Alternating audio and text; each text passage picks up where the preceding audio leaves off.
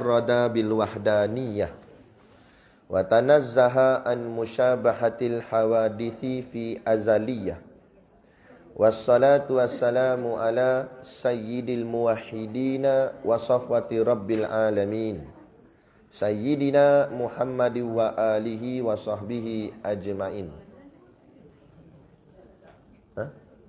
Betul? Betul.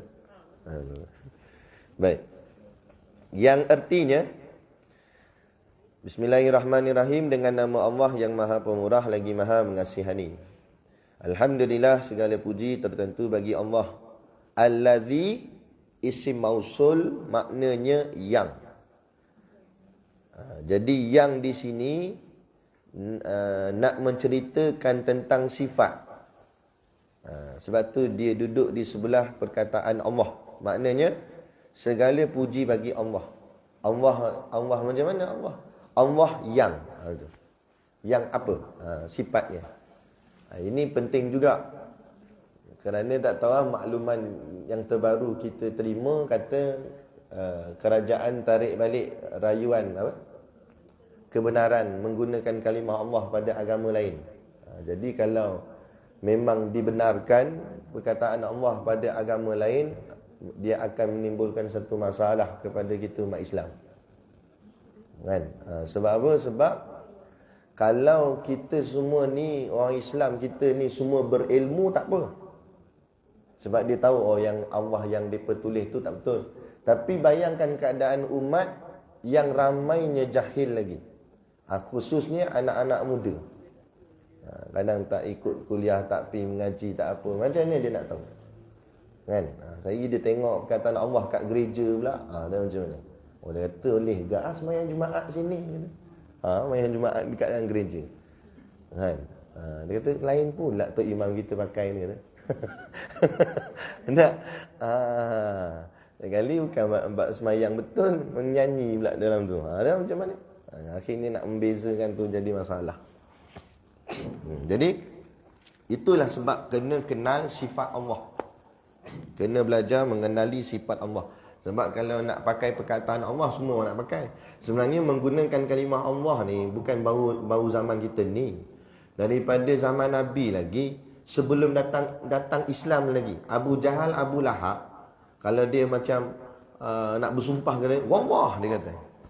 Abu Jahal, Abu Lahab bersebut nama Allah tak? Kan? Maknanya ceritanya orang kafir tu sebut dah nama Allah dulu lagi dah. Kan tak? Jadi sebab tu kita kena kenal siapa Allah supaya kita tahu membezakan Allah yang sebenar-benarnya dengan Allah yang direka-reka oleh manusia-manusia yang tidak beriman kepada Allah dengan sebenarnya. Tu. Okey. Jadi allazi, yang, Allah yang tafarrada. Tafarrada itu sama dengan perkataan mufrad, maknanya satu, singular. Jadi Allah itu satu, bukan dua, bukan tiga, bukan empat. Dan arti kata lain, Tuhan tu satu. Jadi ini bercanggah dengan fahaman Kristianisasi yang mengatakan Tuhan itu Trinity. Trinity itu maksudnya tiga. Kalau di langit namanya Allah, turun ke bumi jadinya Jesus. Kemudian dilahirkan oleh Maryam. Kan? Virgin Mary dia panggil. Tu dia. Jadi dia guna nama Allah tak? Pakai nama Allah dalam kitab Bible ni di Indonesia dah berleluasa dah. Di Indonesia. Jadi tak pelik lah kalau satu hari nanti berlaku pula di Malaysia. Kan? Sebab tu kita kena ada persediaan ilmu dan iman yang kukuh. Kan? Zaman-zaman kita ni makin lama makin mencabar. Fitnahnya makin meluas. Dan kita nak ngelak pun tak boleh dah. Sebab hadis sebut gitu dah. Siapa pun kita lantik jadi pemimpin, benda ni tetap akan jadi. Sebab janji Nabi 1400 tahun dulu dah.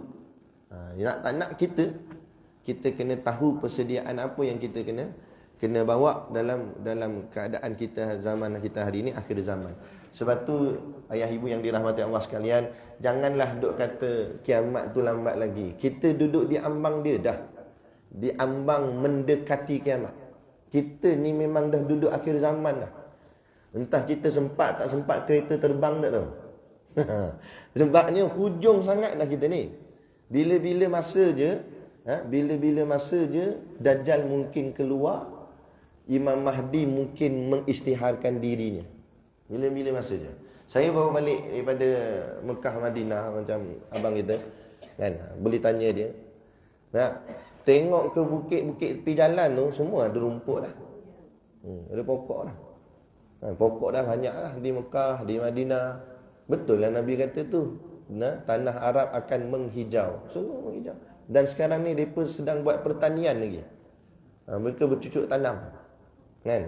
Sekarang ni jarang dengar Arab cucuk tanam, melainkan kalau tanam pokok kurma tu biasalah. Pokok kurma tak pelik, dia memang biasa tempat panas. Ni pokok-pokok lain, buah-buahan apa semua ada, macam-macam buah dah sekarang kat sana kan. Silap tanam pula durian musangking. Tak laku dah kurma makan durian kan. Tu dia. Allahu akbar. Baik. Jadi tafarrada ketunggalan. Maknanya Allah tu satu. Pegang situ kemah-kemah. Bil wahdaniyah, bi itu dengan al wahdaniyah itu maknanya keesaan. Dengan keesaannya. Maksud dengan esa ni tiga aspek. Kita mesti mengesakan Allah. Apa dia? Yang pertama zat, dua sifat, tiga af'al, perbuatan. Zat Allah esa. Maksud zat Allah esa, zat Allah Ta'ala itu tak ada siapa yang serupa dengannya. Diri, zat-zat tu diri. Diri Allah tak ada keserupaan dengan mana-mana diri makhluk. Gitu. Sebab tu kita kena faham betul-betul benda ni. Nampak macam ringkas-ringkas gini ya. Contoh, saya bagi contoh.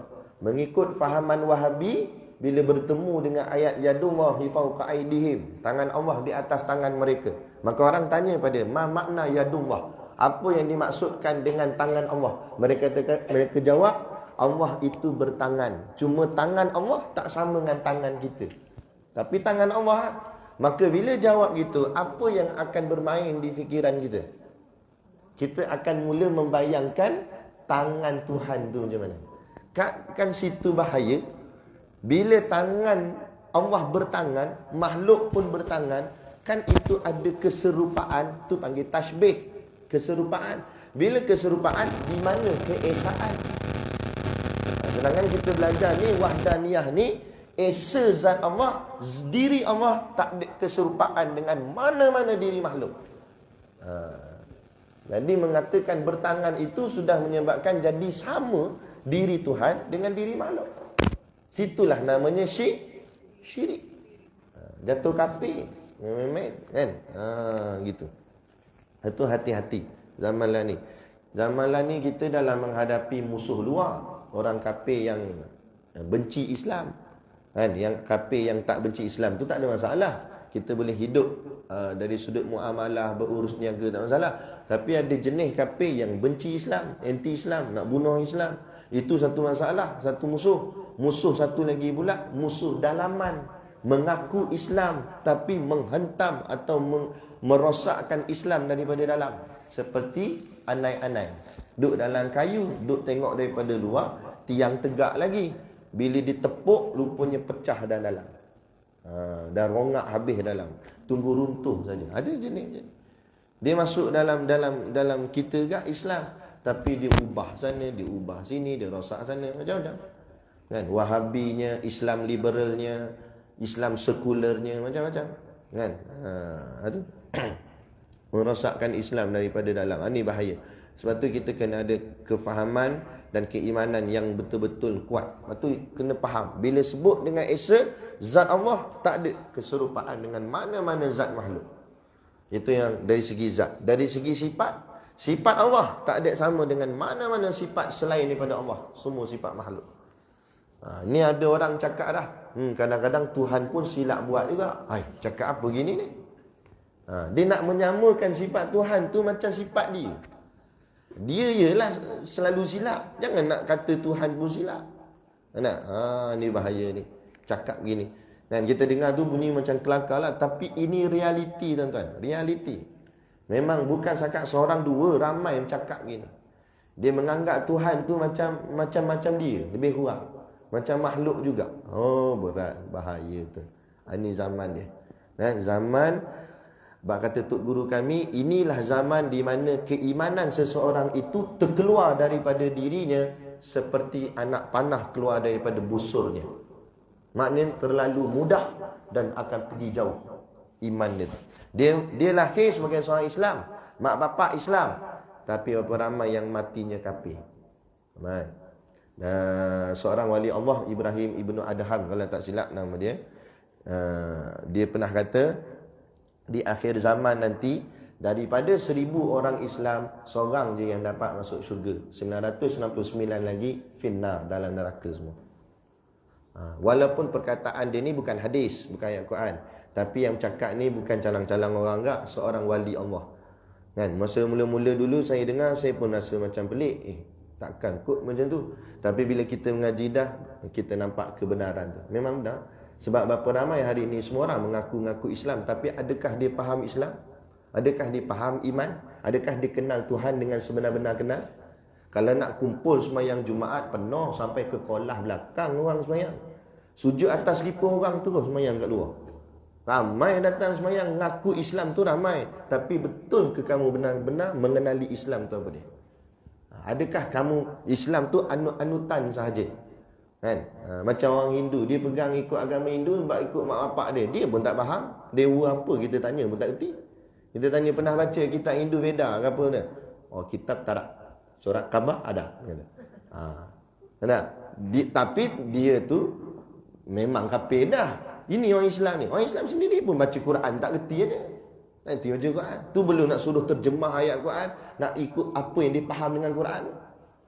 Tu nak cerita zaman ni. Jadi kita tepuk dada masing-masing, tanya iman masing-masing lah. Layak tak layak aku untuk Allah masukkan aku dalam syurganya. Kalau rasa masih lagi ada kekurangan, buat kerja sungguh-sungguh lah untuk agama ni. Bukan untuk orang lain, untuk diri kita juga, menyelamatkan diri kita masing-masing. Tapi kalau kita rasa macam buat relax je, terpulang. Terpulang. Kalau imannya ditolak satu hari nanti, di hari akhirat, jangan tanya siapa, jangan salahkan siapa. Sebab kita sudah diberi peluang untuk hidup di dunia ini dalam satu tempoh yang Allah izinkan. Apa yang kita lakukan dalam kehidupan kita. Gitu. Baik, itu dari segi sifat. Yang ketiga, dari segi af'al, perbuatan. Perbuatan Tuhan dengan perbuatan makhluk tak ada keserupaan. Kan? Pernah ke siapa sini-sini pernah tukar tapak kaki? Sebab haus dah kata. Botak dah kata. Tukar pakai Michelin pula. Nak Goodyear ke? Tak ada. 70 tahun hidup, itulah tapak kakinya. Tu kata perbuatan Tuhan. Allah buat perfect, sempurna, elok, boleh dipakai sepanjang hayat. Tapi kalau tengok perbuatan makhluk manusia, dia tak tahan, dan satu tak tahan, rosak. Satu lagi dia akan jadi jemu, lama-lama tak mau. Contohlah, langit yang atas kepala kita ni, itulah langit di zamannya Nabi Adam AS. Padahal Nabi Adam berapa ratus ribu tahun dah. Kan? Langit yang sama, langit yang sama, awan yang sama, tanah yang sama, pokok yang sama, binatang yang sama, semua sama. Ada jadi jemu, asyik awan ni je, tukar color lain. Nak buh color pink ke, lawa juga kata. Ada, itu tak pernah jemu tengok langit yang biru ni, awan yang putih. Tak pernah jemu tengok hijaunya pepohonan, pokok, tak pernah jemu. Sebab apa? Sebab Allah cipta. Sebab tu tak ada orang jemu baca Quran. Ada jemu baca Quran. Ada tu imam jemu baca Fatihah. Walaupun suratul Fatihah tu diulang berkali-kali, berulang berkali-kali daripada kecil sampailah ke tua. Ayat tu kita baca dalam sembahyang. Ada ke orang jemu? Angkat kat takbir, Allahu Akbar, Bismillahirrahmanirrahim, Alham lagi. Tak ada.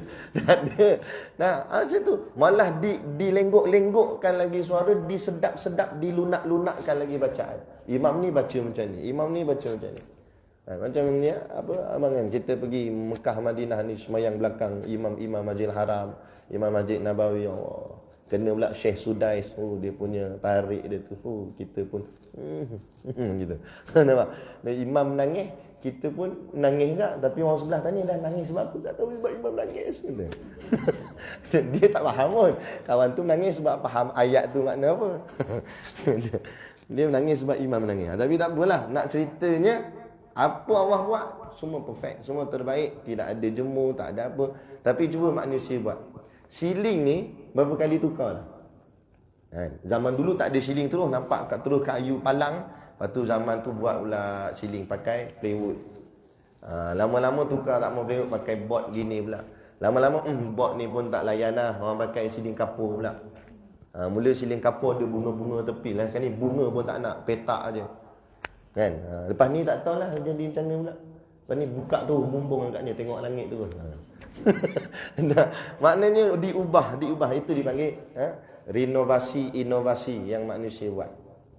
Tapi Allah dah itu dulu, kini dan selamanya. Sebab apa? Sebab Allah buat itu sempurna dah. Macam telefon ni lah. Kan? Telefon ni berubah sentiasa. Zaman dulu telefon besar tu air. Antena 1 meter panjang. Halo, telefon. Dah bunyi tekan nombor sekilo dengar. Tit. Tu bunyi. Telefon dulu. Dia rasa paling canggih dah dia punya masa tu. Oh, belagak telefon ni. Halo. Orang lain mana ada telefon dah tu? Telefon bimbit. Dia rasa dia paling hebat. Cuba dia pakai zaman ni. Orang kata bodoh. Telefon zaman bila orang pakai ni? Kan? Jadi antik dah. Kan? Sebab tu zaman ni kita pun rasa macam telefon kita ni paling canggih dah. Kita tak tahu lagi 10 tahun 20 tahun lagi zaman anak kita, cucu kita, cicit kita nanti dia silap telefon ni kat jari ni. Halo. Nampak? Kecil terus halo je. Kan? Tu. Maknanya kenapa tak ada satu teknologi buat perfect terus. Lepas tu tak payah ubah-ubah dah. Itu nak menunjukkan apa manusia buat tak pernah perfect. Tak pernah sempurna. Sebab tu dia sentiasa ada pembaharuan demi pembaharuan demi pembaharuan. Tapi Allah tak perlu ada pembaharuan kerana apa yang Allah buat sudah perfect. Sudah terbaik. Tak perlu nak diinovasikan apa semua, tak ada. Gitu. Baik. Tapi manusia suka mengubah-ubah apa yang Allah buat. Hari ni dah apa? Durian kacuk kan, durian pokok rendang, pendek pokok, cepat berbuah. Dalam tempoh setahun dua sudah berbuah. Memang dari segi mudahnya kita mudahlah. Oh, cepat boleh makan buah. Kalau orang dulu tanam lama, tok kita dulu tanam dia pun tak merasa, cucu yang rasa. Kan? Tapi nilainya adakah sama? Tak sama dah. Jatuh harga. Sebab apa jatuh harga? Kualiti kurang. Tak sama dah. Itulah manusia suka mengubah-ubah, sedangkan Allah buat tu dah terbaik dah. Dia mengubah sini. Yang terbaru ni Dr. Izhar kata dalam video tu kan, WhatsApp tu. Daging DNA, daging makmal. Ni lagi bahaya betul lah. Kita duk makan sedapnya. Sedap apa daging makmal. Macam mana kira? Lembu kalau kita nak makan dagingnya, kita kena sembelih. Kalau daging makmal nak sembelih celah. Dia bukan ada lembu pun, dia jadi daging tu sendiri pakai campur-campur sel-sel tu jadi daging. Macam mana kira? Itu kita makan pula. Sedapnya kata. Sedap lah, memang sedap. Ingat tak? Ni zaman dia. Dahsyat. Itu yang dalam satu hadis Nabi kata, khairul malil muslimina ghanamun. Sebaik-baik harta bagi seorang Islam satu hari nanti di akhir zaman ialah binatang ternakan. Kalau dalam tafsir itu dikata kambing. Kan? Yatba'u biha sya'afal jibal wa mawaqi'al qatri. Yang binatang ternakan itu diternaknya sendiri di atas puncak gunung dan di kampung-kampung yang terpencil. Maknanya dia ternak makanan dia sendiri untuk dia makan. Dia tak beli dah kat luar. Sebab kat luar ni sudah lagi tidak ada kepercayaan. Sampai tahap tu nanti. Kita ni mungkin ada lagi sumber-sumber yang kita boleh yakin percaya. Tapi sampai satu tahap nanti makan makanan ni kat luar ni Allah, kita tak boleh nak percaya dah. Sehingga kan kata Nabi, seorang Islam yang betul-betul jaga Islam dia akan ternak binatang sendiri, dia makan sendiri.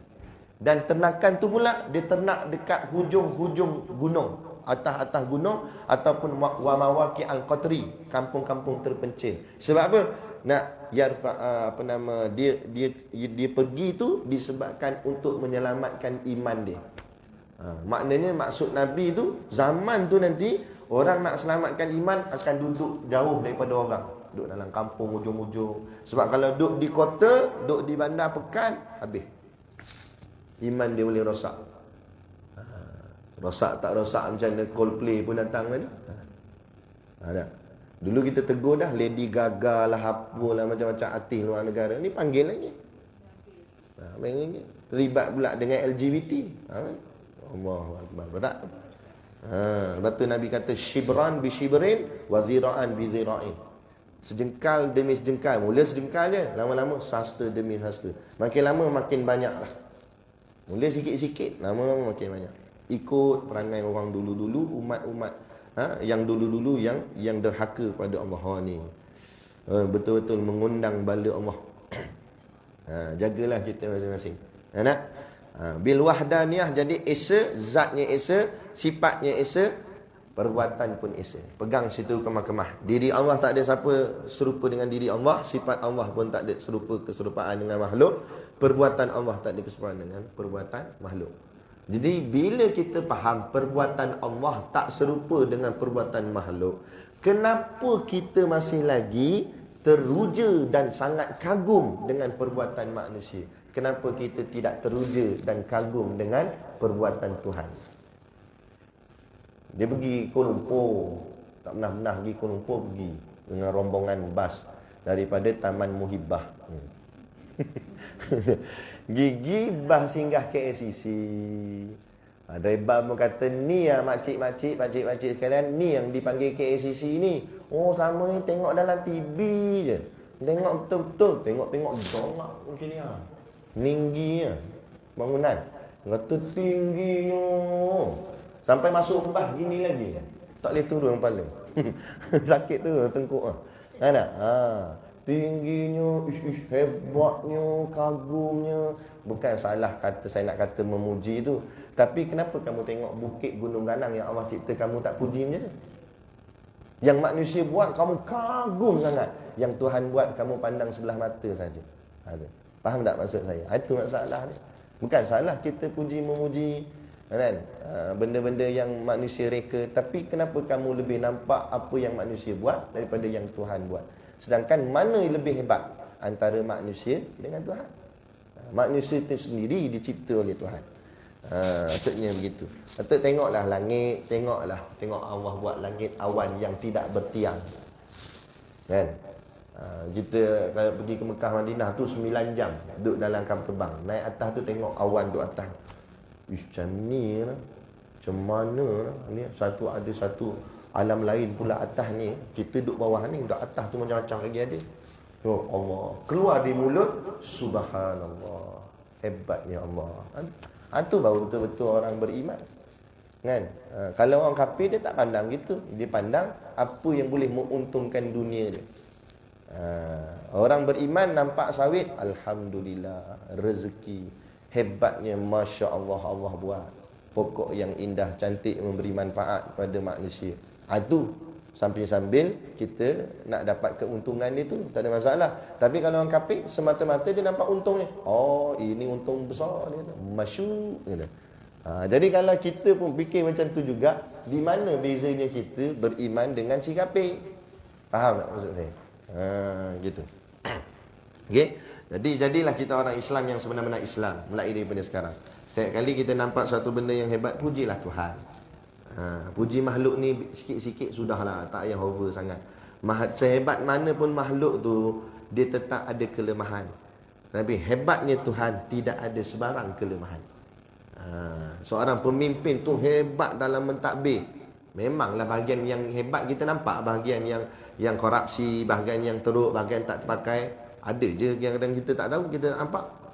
Tak? Sebab tu jangan terlampau taksub. Sikit-sikit sudahlah. Kan? Tapi kalau terlampau taksub, nak taksub ni biar dengan Allah. Taksub dengan Tuhan tak apa. Allah lah segala-galanya. Allah terbaik. Sebab memang itu layak bagi Tuhan. Dia tak ada sebarang kelemahan dan kekurangan. Tu. Sebab tu dalam ni Tok Syekh sebut wa tanazzaha an musyabahatil hawadithi fi nu'utihil azaliyah. Apa makna dia? Wa tanazzaha dan tanazzah.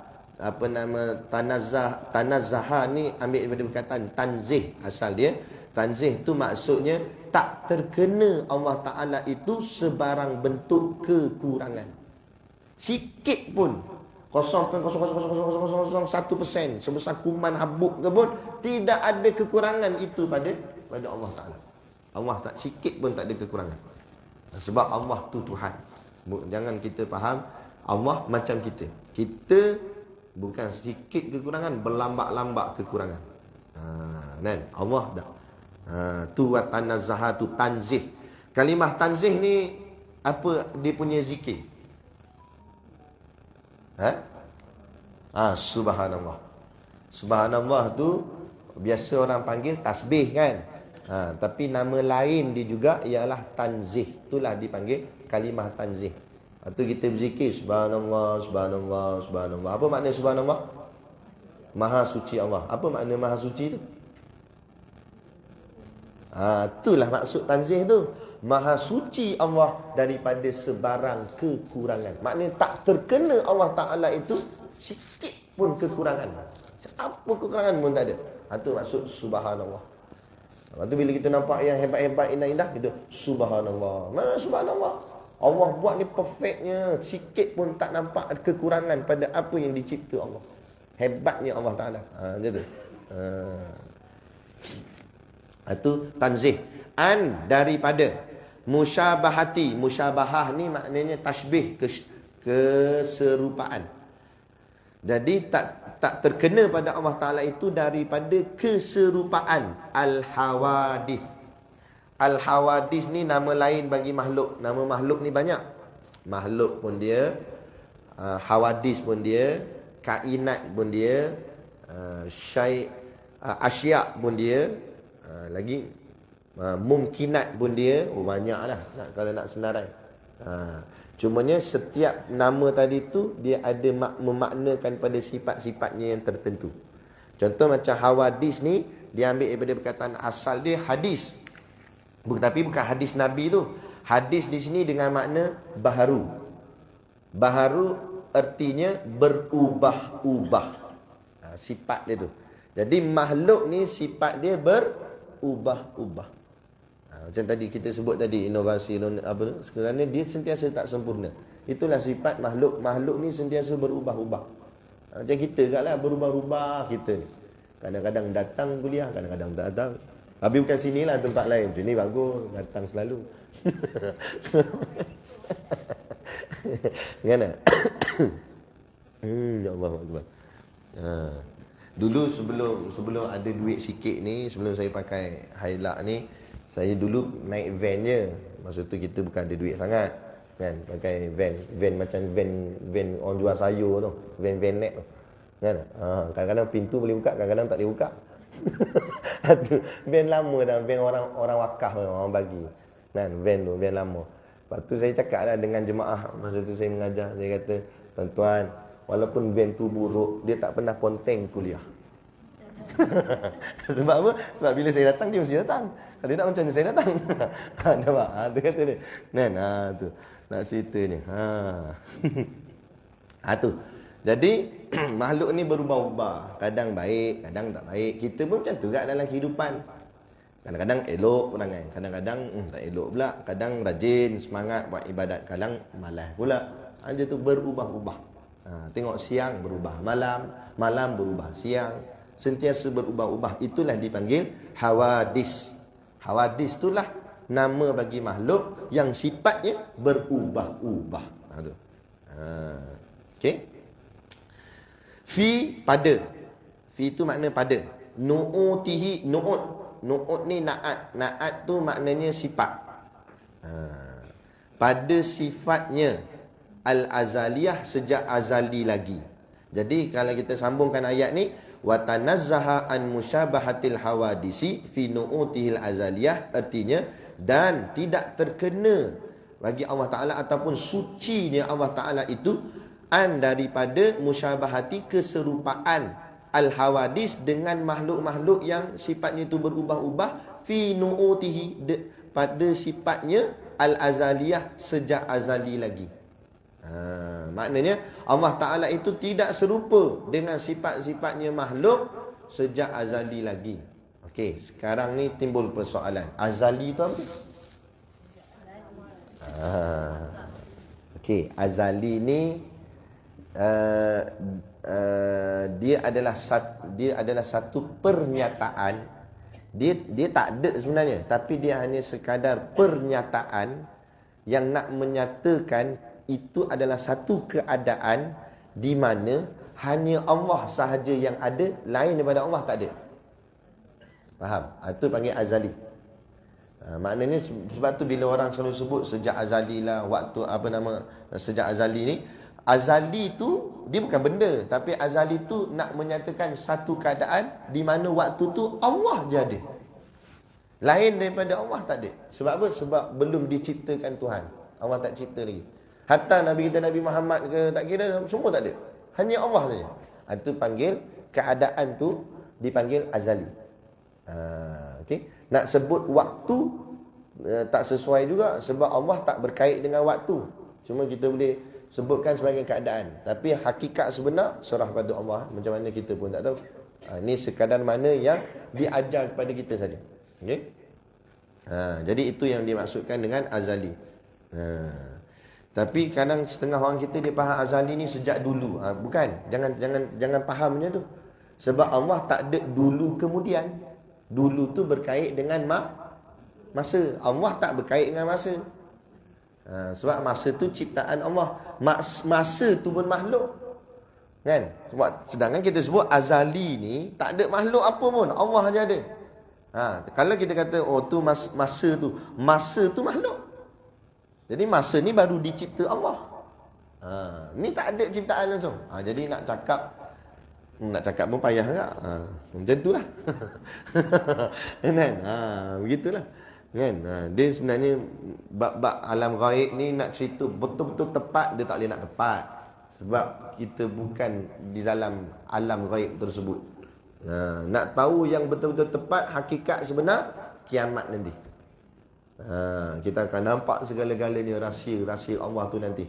Nampak malaikat macam mana, yang katakan syurga neraka tu macam mana, yang dikatakan alam gaib tu macam mana.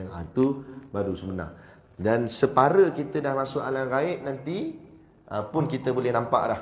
Apa dia? Separa alam gaib kita dah mula masuk mukaddimah dia, iaitu mati.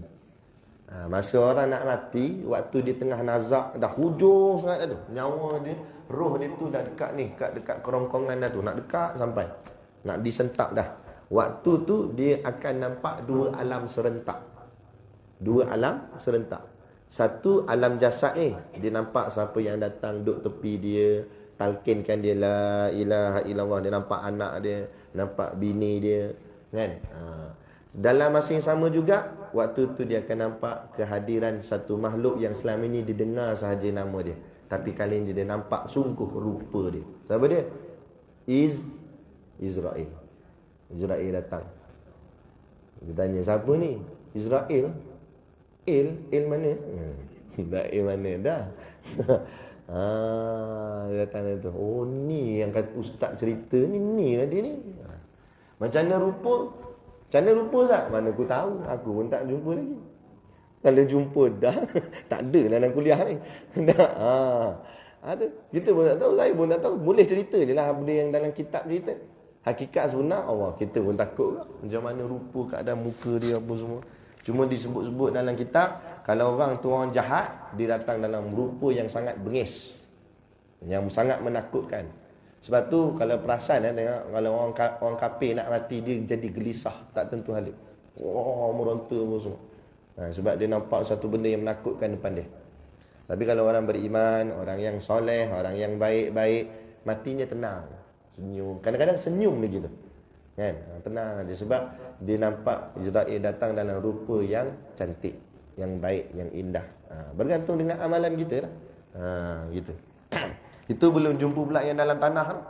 Mukawan Nakir pula tanya soalan pula. Oh, panjang cerita. Kan? Itu dia.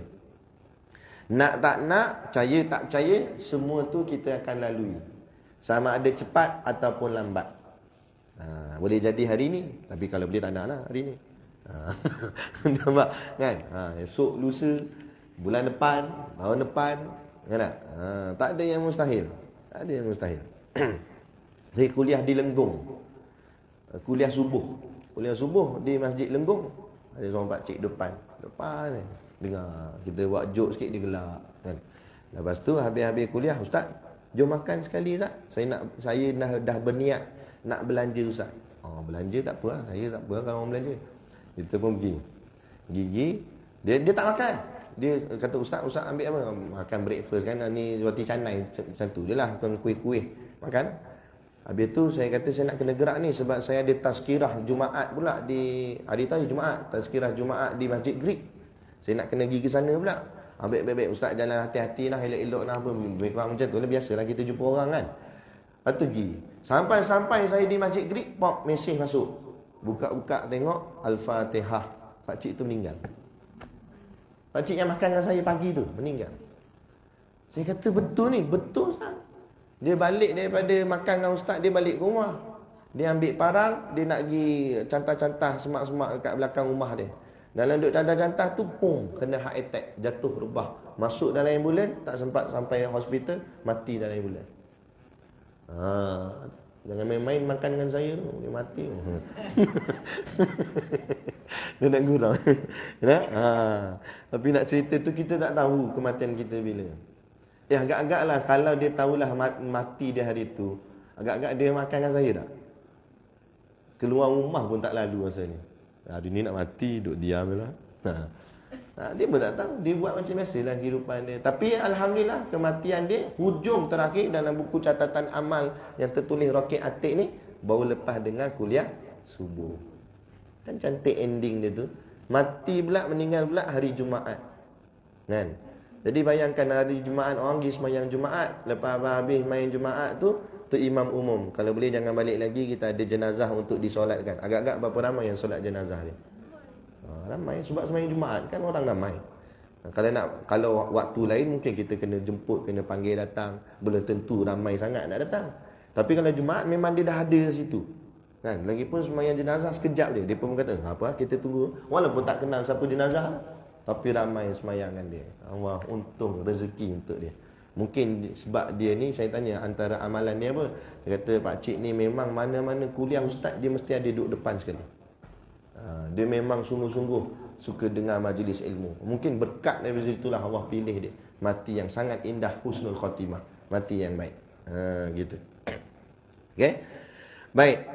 Itu yang boleh kita ambil faham dari sudut makna apa yang dimaknakan dengan azaliyah. Azali itu apa dia? Baik, seterusnya. Wassalatu wassalamu ala sayyidil muwahhidina wa safati rabbil alamin. Yang kita nak hurai di sini ialah perkataan wassalatu wassalam. Kalau sempat dua-dua sekali, kalau tak satu dulu. Tengok macam mana. Wassalah. Waw itu yang pertama itu ada yang kata istinaf, waw bermula permulaan ayat. Ada yang kata dengan makna dan juga ataf. Itu pulanglah, tak kisah. Itu tak masalah sangat. Tapi yang pentingnya apa yang kita nak fahamkan dengan makna as-salatu. Okey, as-salah ni adalah perkataan yang sama dilaungkan oleh Tuan Bilal. Hayya 'ala salah. Inilah ayat dia, perkataan dia. Apa maksud hayya 'ala salah? Marilah sembahyang. Okey, sembahyang tu apa dia? As-salah tu apa dia? Memang ibadat, tapi ibadat tu umum. Bukan solat je ibadat, baca Quran ibadat, doa ibadat, zikir ibadat. Tapi apa makna sebenarnya solah tu? Kalau kita tengok, kalau dalam kitab ni dia tak letak terjemahan dia, tapi kalau kitab lain ada. Wassalah ni kalau diterjemahkan sebenarnya maknanya rahmat. As-salah tu maknanya rahmat. Sebab tu kalau diterjemah pada ayat ni, dan rahmat dan salam Allah ke atas baginda Nabi kita Nabi Muhammad SAW. Jadi solah tu maknanya rahmat. Jadi bila Tok Bilal tadi dia laung azan hayya 'ala salah, dari segi makna biasa yang kita faham, marilah sembahyang. Tapi makna yang tersirat apa dia? Marilah kepada rahmatnya Allah. Rahmat tu apa dia? Apa makna rahmat? Rahmat Eka Matra, kan? Itu lain, tu karaoke jamban, kan? Rahmat tu apa maksud? Rahmat tu ambil daripada perkataan rahima, rahamin, rahim. Apa makna rahim? sayang. Jadi rahmat tu ialah kasih sayang Allah. Jadi bila Tok Bilal kata hayya ala solah, marilah sembahyang, marilah mendapat rahmat Allah. Pada nanti kata lain, marilah mendapat kasih sayang Allah. Sebab tu yang Allah jentik hati dan jemput dia datang ke masjid menyambut panggilan Allah, itulah yang disayangi Allah. Sebab tu penuh dah masjid? Tak penuh. Apa tak penuh? Belum tentu semua tu disayangi Allah. Ni masyarakat ni pula ni, rumah ni ramai-ramai orang Islam, tapi bila dilam azan berapa ramai yang datang.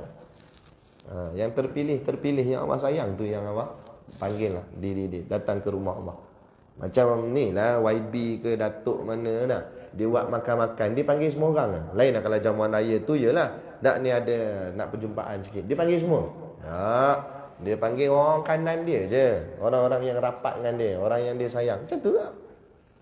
Dan yang 5 waktu ni, yang paling kuat kewajipan ni 5 waktu ni lah. 5 waktu ni Allah tak panggil semua, Allah panggil yang Allah pilih-pilih aja.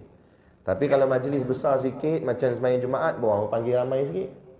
Sembahyang raya lagi besar, lagi Allah panggil ramai lagi. Dengan perempuan-perempuan pun datang sekali. Lagi besar lagi, sembahyang minta hujan, Allah panggil semua dengan lembu-lembu datang. Kambing semua datang. Semua sembahyang minta hujan kena bawa sekali lembu apa semua. Kan? Nak ceritanya begitulah. Kalau kita nak orang cakap apa, nak kiaskan contoh, macam tu dari segi makhluk. Kalau majlis yang sangat penting, tak panggil semua orang, dipanggil orang tertentu sahaja. Jadi kita ni masuk tak dalam orang tertentu ni? Renunglah. Kalau kita tak masuk, ruginya. Kenapa Allah tak pilih aku? Sebab kita yang tak pilih Allah untuk gerakkan kaki kita ke rumah Allah. Baik. Itu dia. Jadi solat ni lambang rahmat. Sebab tu dalam banyak-banyak ibadat, solat je yang ibadatnya Allah bagi sendiri, tanpa melalui malaikat Jibril. Kalau yang lain semuanya dalam bentuk wahyu yang Allah pesankan kepada malaikat Jibril, dan malaikat Jibril sampaikan pada baginda Nabi. Zakat, puasa, dia turun dalam bentuk ayat Quran, malaikat Jibril hantar wahyu ke Nabi. Tapi solat Allah bagi sendiri dalam peristiwa Isra wal Mi'raj. Nabi, Allah sendiri jemput Nabi, mari naik ke langit, aku nak bagi satu hadiah. Sebab tu solat ni sebenarnya adalah anugerah bagi orang yang nampak. Bagi orang yang tak nampak, dia akan nampak ini beban. Sebab tu terkeluar di mulut dia, asal dah bau tati sembahyang zuhur. Dia jadi macam menyusahkan dia. Aduh, sembahyang lagi. Dia jadi rasa macam terbeban. Itu yang kadang dia malas nak sembahyang. Malas sembahyang atau lambat-lambat sembahyang.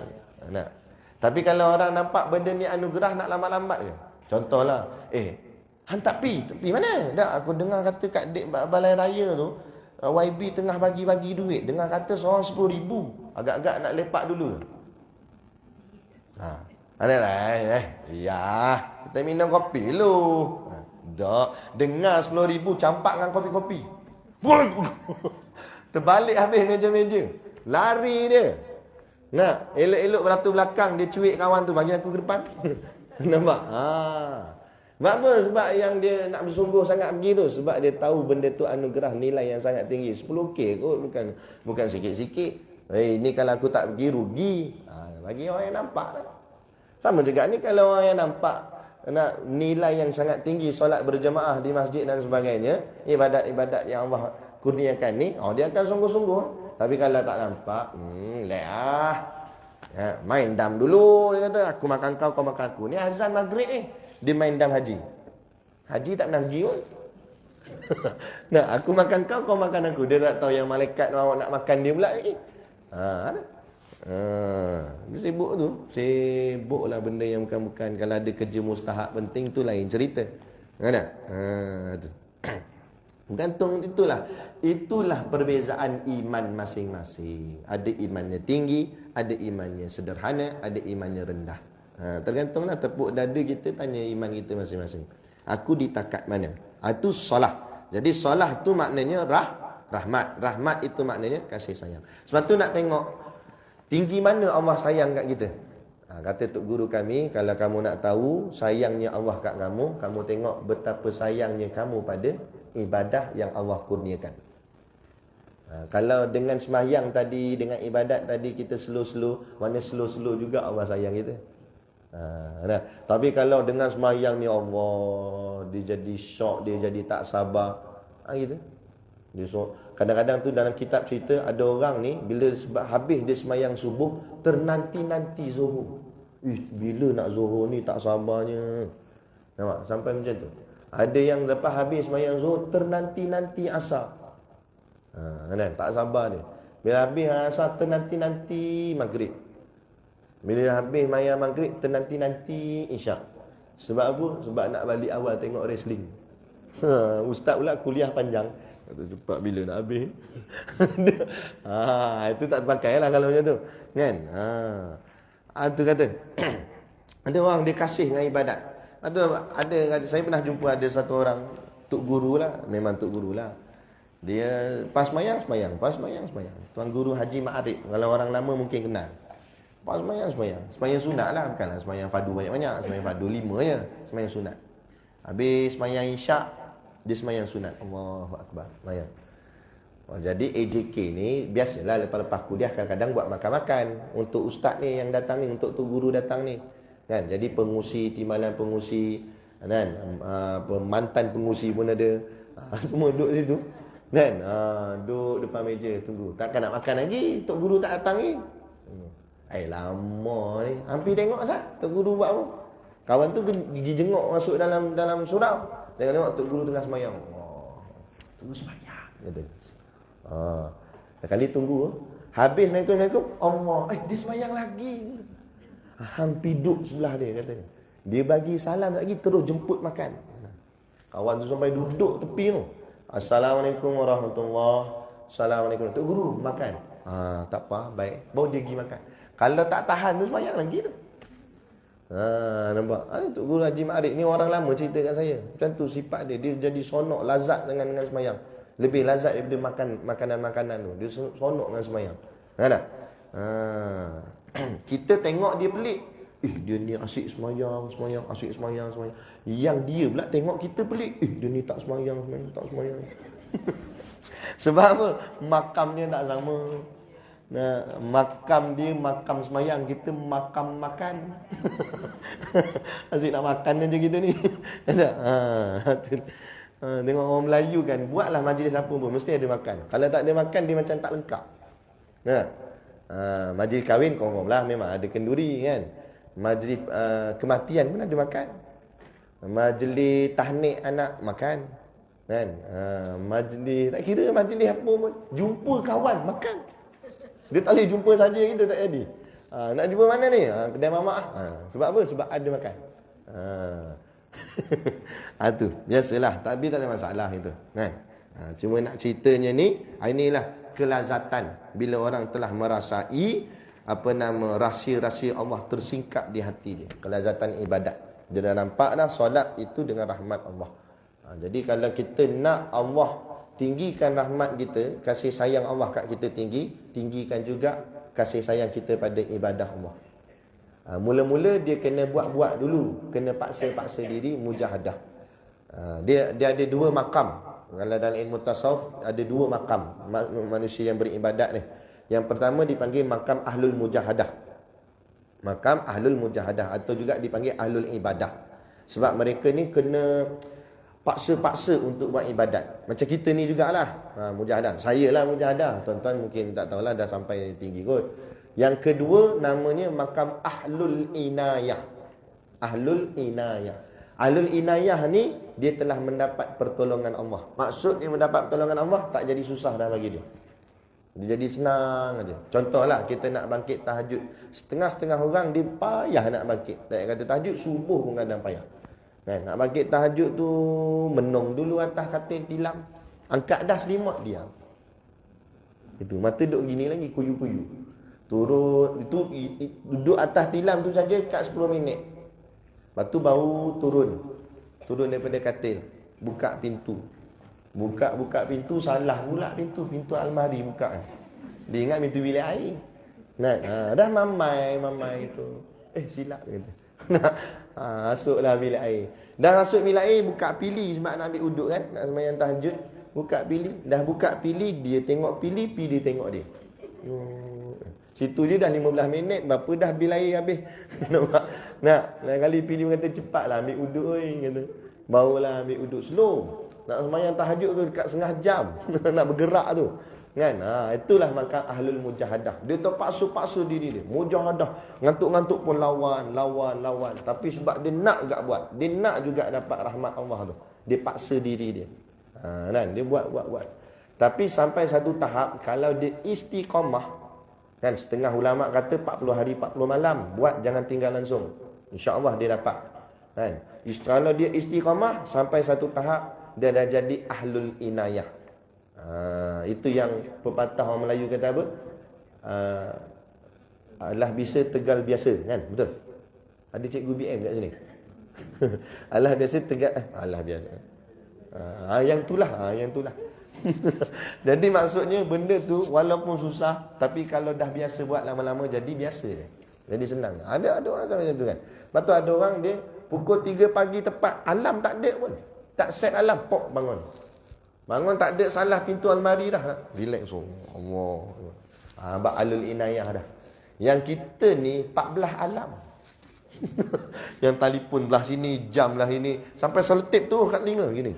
Takut tak dengar. Kan? Saya berjumpa ada satu orang tu, baguslah. Dia niat memang bagus, dia nak bangkit tahajud.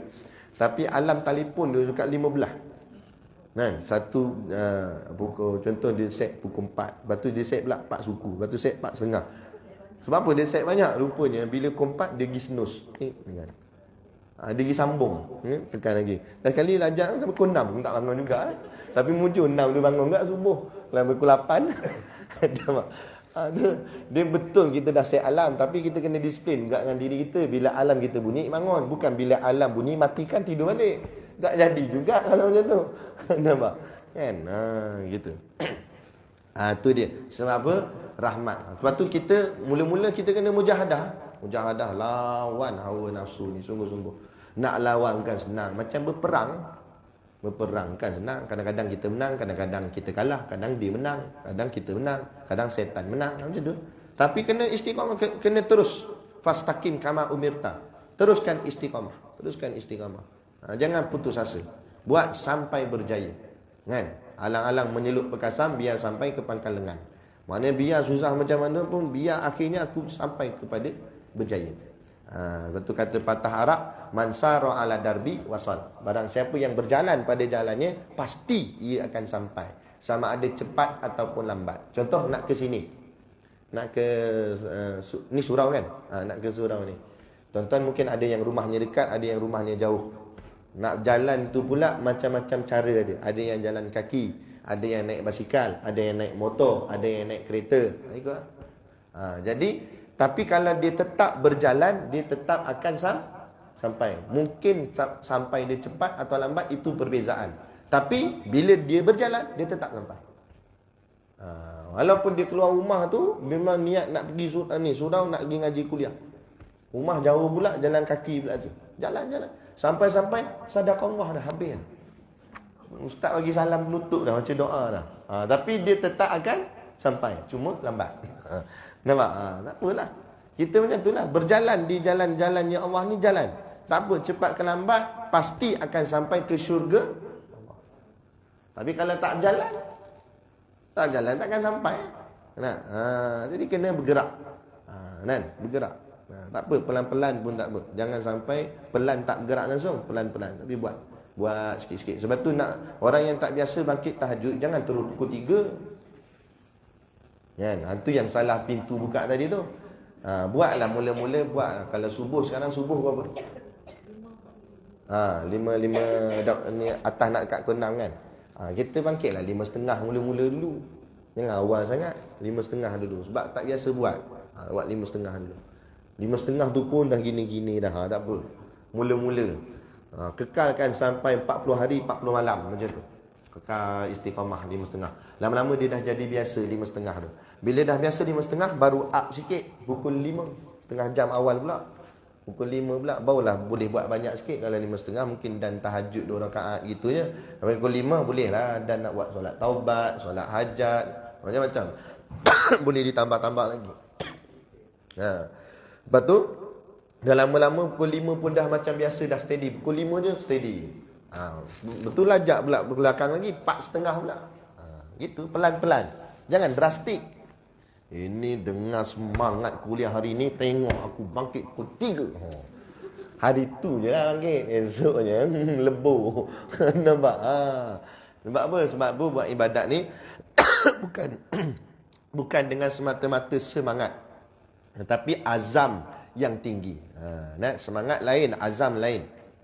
Semangat ni dia berombak. Masa naik, masa turun juga. Tapi azam dia ada satu matlamat yang mesti dia capai. Selagi tak capai, dia akan buat dengan sungguh-sungguh. Itu azam. Buat sungguh-sungguh. Baik, selesai as-salah. Yang kedua, yang seterusnya as-salam, wassalam. Waw tu waw atah makna dan, as-salam itu makna selamat. As-salam ni juga adalah salah satu daripada namanya. Nama siapa? Nama siapa? As-salam. Nama siapa? Nama cikgu sekolah. Nama siapa as-salam? Nama Allah lah. Kan salah satu daripada Asmaul Husna as-salam. Apa makna as-salam? Maha menyelamatkan. Salam tadi tu kan makna selamat. Nanti kita bagi salam, Assalamualaikum, selamat atas kamu. Sebab tu memberi salam hukumnya sunat. Menjawab salam hukumnya wajib. Sebab apa? Sebab mendoakan keselamatan atas orang lain tak wajib. Rasa nak doa, doalah. Rasa mu tak nak doa, tak apa. Tapi bila orang doa kebaikan kat kita, wajib kita balas. Sebab orang tu doa dah. Sebab tu menjawab salam tu jadi wajib. Gitu. Jadi itu as-salam. Maknanya keselamatan. Jadi bila kita gabungkan wassalatu wassalam dan rahmat Allah dan selamat, keselamatan daripada Allah ke atas apa? Ke atas junjungan besar Nabi kita Nabi Muhammad sallallahu alaihi wasallam. Jadi rahmat tadi kasih sayang Allah pada Nabi. Salam ni pula keselamatan Allah buat Nabi. Okey, kemudian ulama hurai panjang. Sebenarnya kalau saya nak hurai betul-betul macam mana mengaji di pondok, panjang lagi ni. Kan? Sebab dalam kitab dia hurai panjang. Tu ulama hurai bab ni saja. Salam ni kata ulama ni, saya ringkaskan lah. Salam ni keselamatan. Benda yang selamat ni benda yang aman. Jadi negara Malaysia adalah sebuah negara yang selamat. Berarti selamat tu berarti negara ini aman. Aman, tenang, tenteram. Aman tu makna tenteram, tenang hati. Begitu juga dengan salam ni tadi. Keselamatan ni tenang, tenteram, kan? Selamat. Jadi kenapa didoakan keselamatan atas Nabi sedangkan Nabi confirm selamat dah? Nabi takkan masuk neraka. Nabi confirm syurga. Kan? Malah malaikat yang menjaga pintu syurga kata, aku takkan buka pintu syurga ni melainkan Nabi Muhammad yang membukanya dulu. Mana kalau orang lain datang, malaikat takkan buka, melainkan Nabi Muhammad. Kan? Nanti di hari akhirat ni bila bila berlaku kiamat tu nanti, kita nak masuk syurga, Nabi yang akan tolong bukakan untuk yang mula-mula. Jadi makna kata Nabi confirm dah tu syurga. Nabi confirm selamat dah. Nabi maksum, mana ada dosa. Kan? Nabi tak kena azab. Nabi kekasihnya Allah. Habis kenapa didoakan keselamatan atas Nabi? Maka jawab ulama, memang Nabi selamat dah, tapi hati Nabi tidak tenteram. Hatinya Nabi tak tenteram sebab apa? Tak tenteram kerana memikirkan umatnya. Bukan tak tenteram sebab Nabi, tapi sebab umat.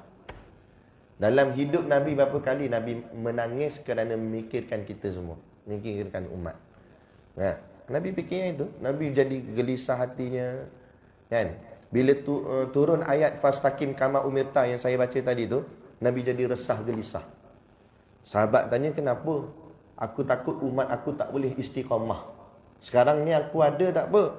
Kalian semua ada aku. Aku ni ada lagi. Kalau kalian silap aku boleh tegur.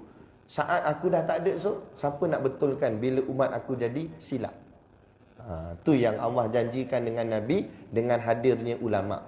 Sehinggalah datang hadis innal ulama awarasatul anbiya. Sesungguhnya ulama itu pewaris-pewarisnya para nabi. Maka ulama inilah Allah pilih-pilihkan mereka ini untuk menyambung kerja kenabian. Sebab Nabi dah tak ada.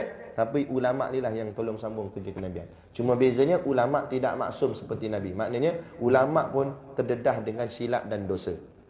Jadi jangan kita terlampau taksub dengan ulama', tapi tetap kita kena mentaati dan mempercayai ulama'. Sebab tu kesepakatan ulama' itu dijadikan sebagai sumber hukum. Kerana ulama' bila dia bersepakat mesti betul. Dia tak akan bersepakat benda yang tak betul. Nah, ulama' kata kita sepakat mengatakan arak halal lah. Tak akan berlaku gitu. Sebab kalau nak buat benda jahat, mungkin ada ulama' yang membenarkan. Contohlah ulama' yang tak betul ke, kan? Mungkin ada seorang dua ulama' yang membenarkan benda-benda yang haram. Tapi ulama' lain takkan sepakat. Mesti ada yang menentang. Tapi kalau ulama' sepakat sehingga jadi ijma' ulama', itu yang diangkat jadi hukum. Sebab ulama' takkan bersepakat benda yang tidak betul. Gitu. Itu peranannya. Itulah maksud tenang yang didoakan keselamatan atas Nabi ni. Moga-moga Allah menenangkan hati Nabi atas kerisauannya terhadap umat-umat Nabi. Ketahuilah, Nabi takkan masuk syurga selagi sebelum semua umatnya masuk syurga.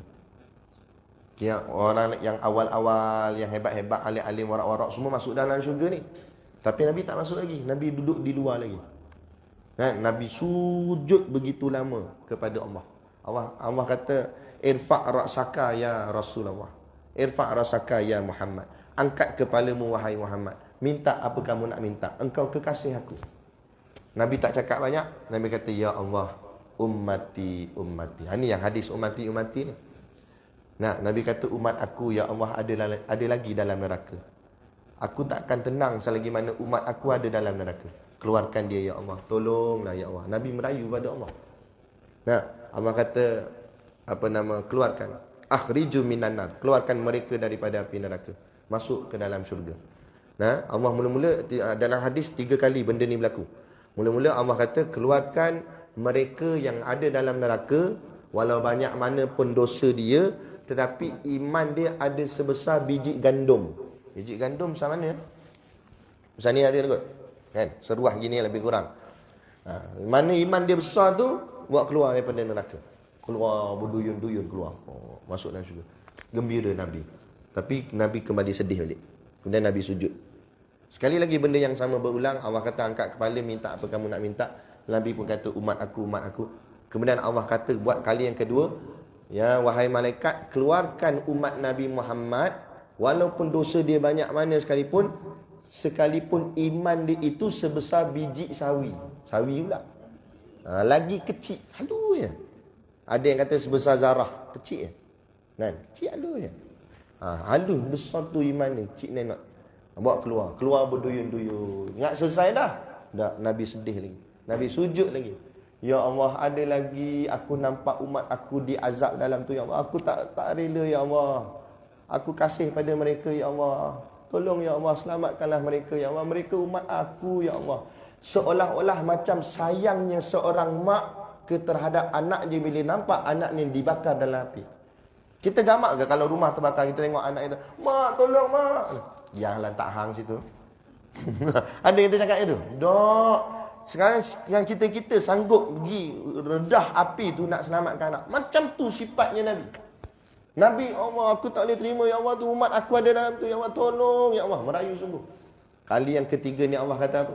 Dalam hadis, Allah kata, wahai malaikat, keluarkan umat Nabi Muhammad yang ada dalam neraka, walau sebesar mana pun dosa dia ada dalam neraka tu, yang iman dia itu lebih kecil. Dalam hadis kata, adna. 3 kali Allah ulang. Adna tu maksudnya kurang. Yang iman dia lagi kurang daripada biji sawi. Mana lagi kecil, besar kobit agaknya iman dia. Cik aduh je. Kan? Cik je. Kalau besar gandum tadi mungkin lah. Dia ni datang semayang masjid tapi kadang lambat masbuk. Persatuan masbuk dia presiden. Kan? Betul iman dia besar biji gandumnya. Kalau yang besar biji sawi tu mungkin dia jenis bila ada majlis-majlis besar baru dia datang. Maulidur Rasul, dia dengar ada kambing golek, dia datang bawa Tupperware sekejap. Takut ada baki boleh bawa balik kata. Kan? Maulid Rasul, Isra' Mi'raj, baru dia datang tu besar biji sawi. Yang ni adna lagi kecil. Ini jenis macam ni pula. Ada tak datang masjid tapi singgah ni apa nama tompang tandas. Ada sekali-sekali tu nampak sikit lah batang hidung gitulah, sikit-sikit. Itu pun masih lagi dalam rahmatnya Allah dan dalam kasih sayangnya Nabi. Nah, apatah lagi kita yang suka hadir dengar kuliah, insya-Allah. Tapi janganlah syok sendiri pula. Keluar-keluar ni, aku ahli syurga dah saja. Belum tentu kalau Allah terima keikhlasan kita. Kalau kita pergi ni bukan ikhlas, riak, ujub, takabur ke apa semua, penyakit-penyakit semua ada, rosak juga. Kan? Jadi harap-haraplah. Dia kata ulama, dia kena ada harapan. Dia sebenarnya ada dua benda. Kena ada rojak dengan khauf. Rojak ni maksudnya harapan. Kita kena merasakan kita ni adalah harapan. InsyaAllah. InsyaAllah aku rasa ada harapan untuk aku masuk syurga Allah.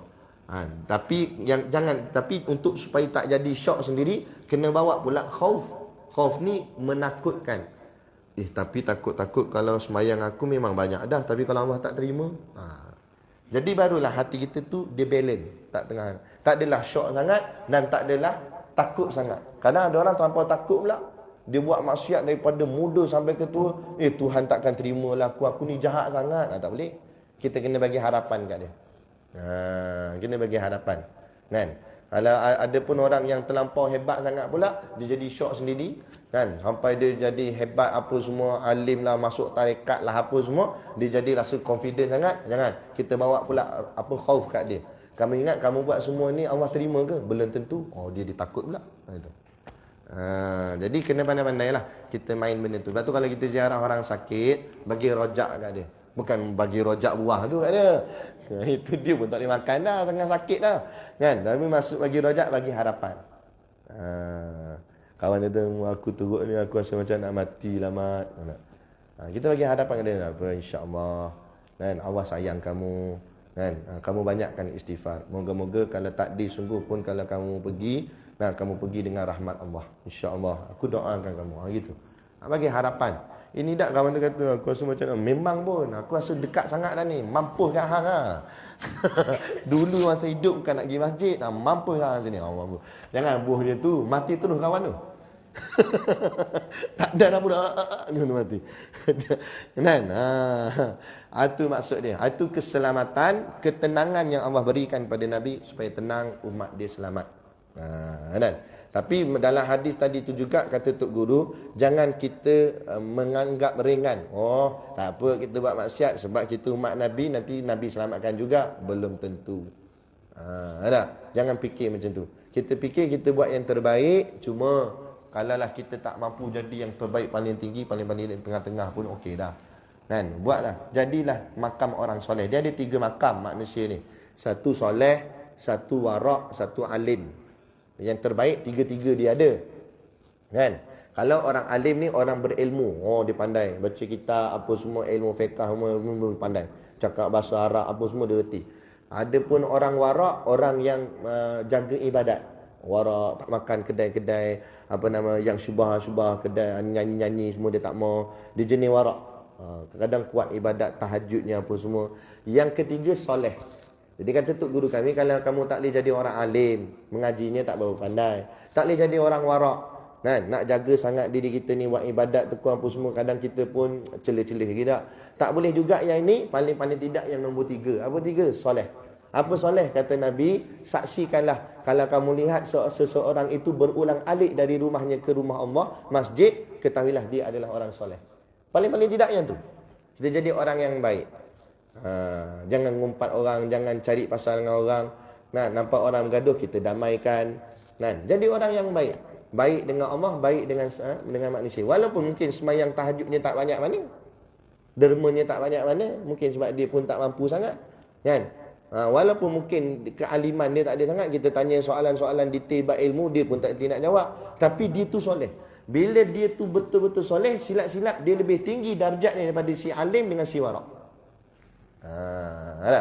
Macam tuan-tuan yang ada depan saya, mungkin saya boleh mensyarah kitab, saya boleh baca kitab, tapi belum tentu makam saya dengan tuan-tuan siapa lagi tinggi, itu di sisi Allah lebih tahu.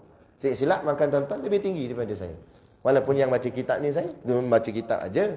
Kan? Tapi tuan-tuan mungkin ada yang soleh, ada yang suka tolong orang, ada yang kadang-kadang akhlak peribadi dia tu dirahsiakan. Orang pun tak tahu. Tapi dia dengan Tuhan yang tahu. Allah tahu apa yang dia buat di belakang. Sebab tu kita tak perlu nak menonjolkan kebaikan kita ataupun nak mempamer-pamerkan kebaikan kita. Cukup apa kita buat benda baik, Allah tahu.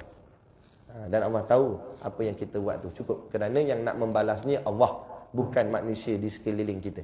Nah, gitu. Jadi itulah maksud keselamatan itu tadi. Maka kita buatlah yang terbaik untuk diri kita sendiri. Moga-moga selawat dan salam ini, wassalam dan wassalam ini juga tercurah kepada kita bersama. Kita mendapat rahmatnya Allah, kita juga mendapat keselamatan yang dijanjikan Allah. Insya Allah. Cukup tu. Bila dah insya Allah tu maknanya dah ending. Habis dah. Jadi kita akan sambung pula tanda situ nak ala sayyidil muwahhidin. Dekat ala tu sambung. Sebab nanti saya nak cerita pula apa tu maksud sayyidil muwahhidin wa safwati rabbil alamin. Boleh? Ada persoalan ke?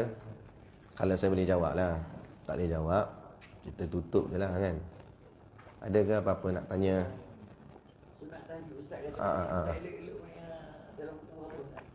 Okey. Dalam saya elok ni begini. Dalam hadis Nabi sebut sepertiga malam. Jadi sepertiga malam ni banyak pandangan ulama.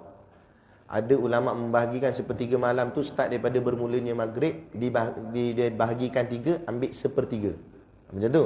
Ada yang kata bermulanya selepas isyak.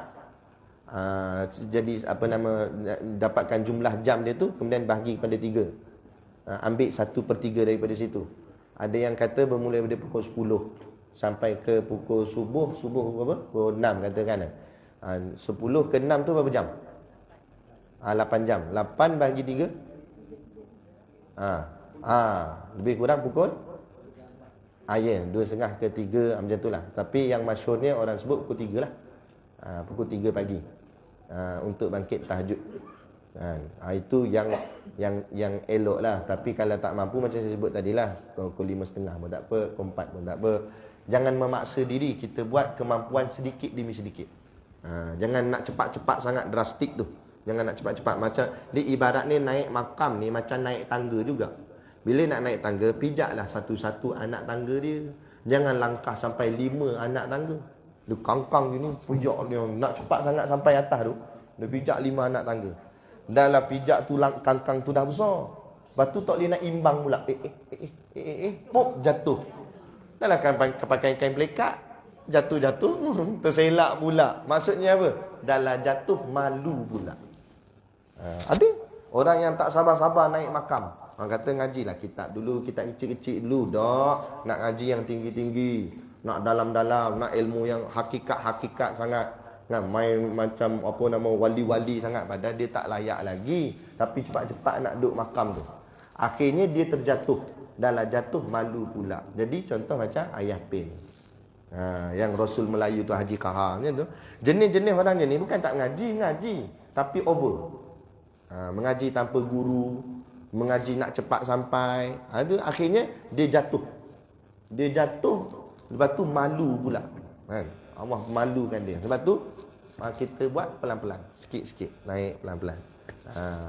Sampai kata tok guru kami, Allah sendiri mengubah makam kita. Timbul pula persoalan, macam mana kita nak tahu Allah ubah tak ubah makam kita? Kita tak tahu dan kita tak perasan, sedar-sedar makam dah berubah. Seperti mana Allah ubah siang dan malam. Siang malam tu berubah tak? Berubah, tapi kita perasan tak? Tak perasan, tahu-tahu dah malam. Tahu-tahu dah siang. Macam pagi tadi, mula-mula gelap, tahu-tahu dah terang. Macam itulah perubahan makam. Kita buat je secara istiqamah, kan?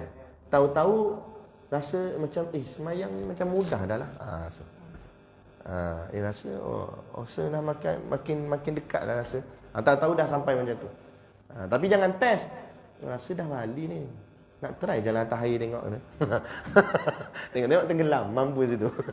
Tak, jangan. Kita buat aja. Insya-Allah. Kan? Buat aja. Sehingga kan tiba-tiba hati ni rasa dekat aja. Rasa dekat aja. Sedar tak sedar mengalir air mata. Rasa sebab di hati.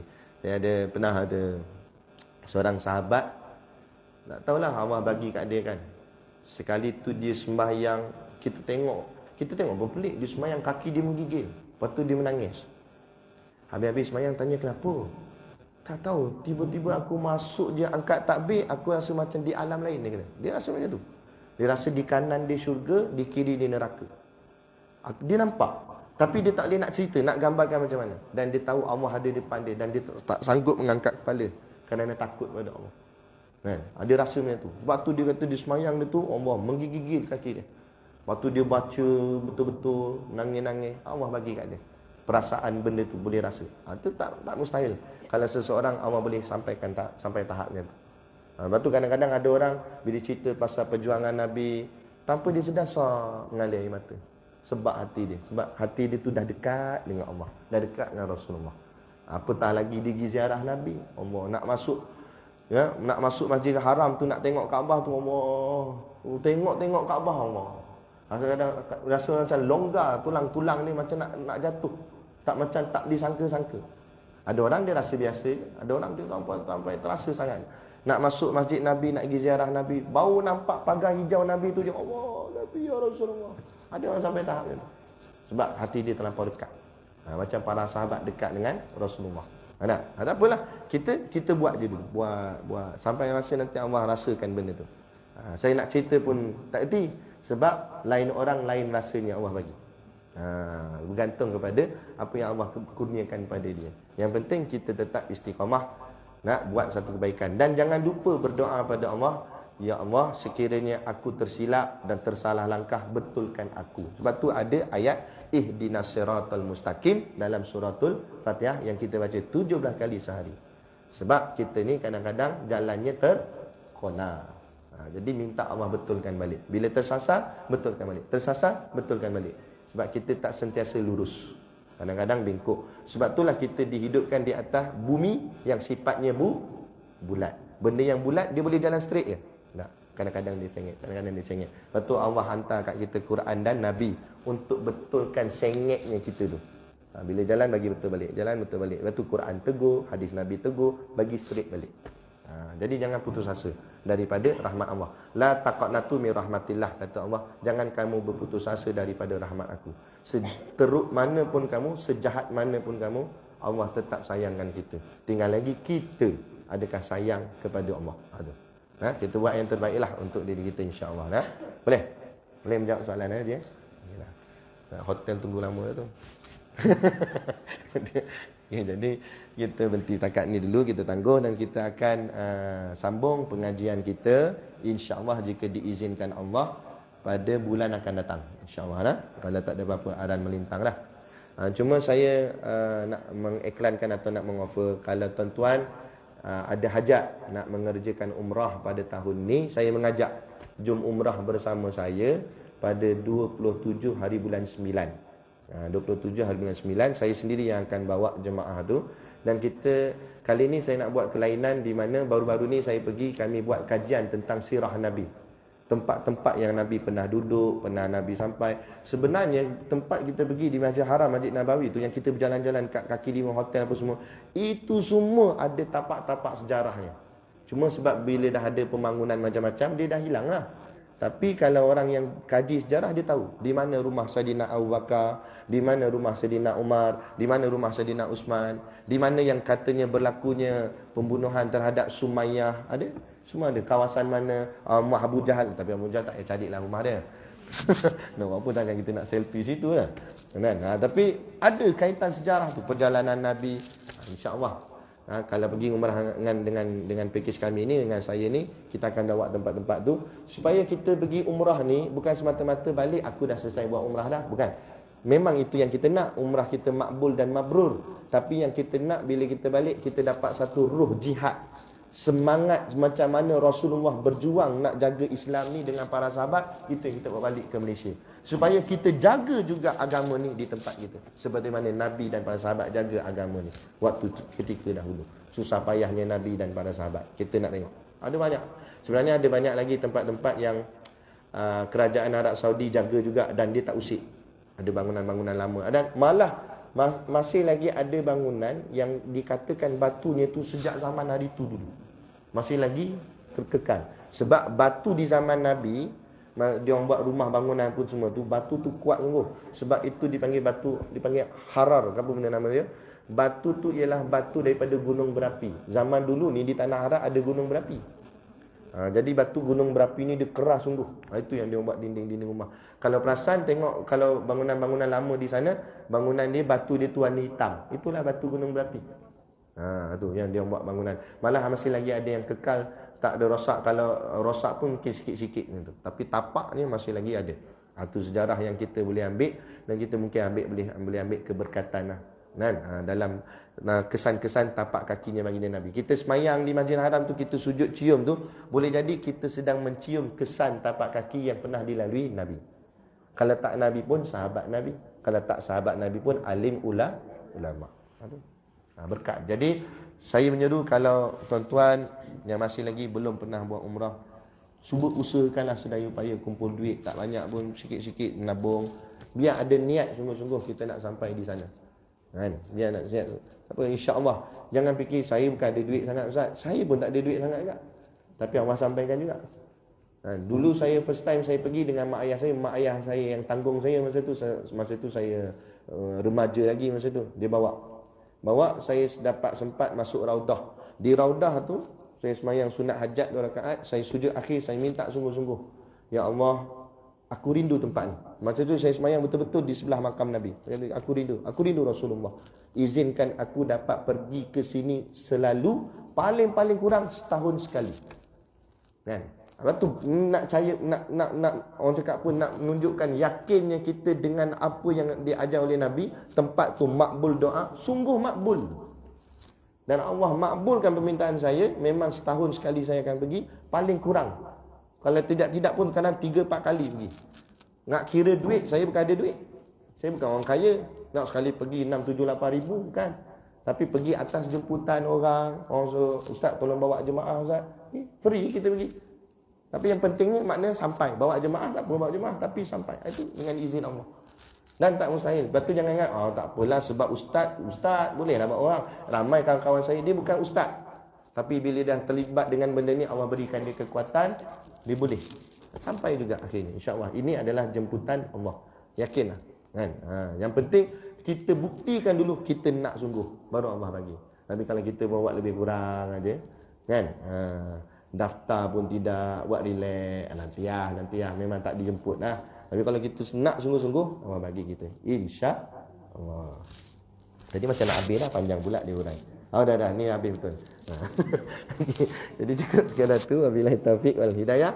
Assalamualaikum warahmatullahi wabarakatuh. A'udzubillahi minasyaitonirrajim. Bismillahirrahmanirrahim. Alhamdulillahirabbil alamin. Wassalatu wassalamu ala asyrafil anbiya'i wal mursalin wa ala alihi wa sahbihi ajma'in. Allahumma taqabbal minna salatana wa du'aana innaka antas samiul alim wa tub alaina innaka antat tawwabur rahim. Allahumma ja'al dinana dinan nabi Muhammadin sallallahu alaihi wasallam wa islamana islamal muslimin wa imanana imanal mu'minin wa salatana salatal khashiin wa a'malana a'malas solihin wa niyatana niyatal mukhlisin wa dhunubana ya Allah dhunubal mustaghfirin wa hayatana hayatal ulama wa mautana bi mautis syuhada wa dikinal jannata ma'al anbiya'i alaihimus salatu wassalam. Rabbana atina fid dunya hasanah wa fil akhirati hasanah wa qina azabannar wa qina azabannar wa qina azabannar. Wa sallallahu ala khairi khalqihi sayyidina Muhammad wa ala alihi wa sahbihi wa sallam. Subhana rabbika rabbil izzati amma yasifun wa salamun alal mursalin walhamdulillahi rabbil alamin. Amin ya rabbal alamin. Taqabbalallahu minna wa minkum.